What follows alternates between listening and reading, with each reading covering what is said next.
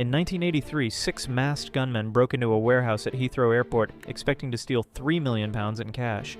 Instead, they found something worth 8 times more, 6,800 gold bars, £26 million worth of pure gold. And this was the Brinksmat robbery, and it started as an inside job. Security guard Tony Black gave them the entry codes and disabled the alarms for a 10% cut. But there was one problem the thieves didn't think about. You can't just walk into a store and spend solid gold bars. So they melted them down and created a massive money laundering network across London. Corrupt police officers, bank managers, and jewelry dealers all got involved. The investigation turned deadly. 3 of the original robbers were murdered to keep them quiet. Several other witnesses met the same fate. After decades of investigations and multiple trials, most of the gold was never recovered.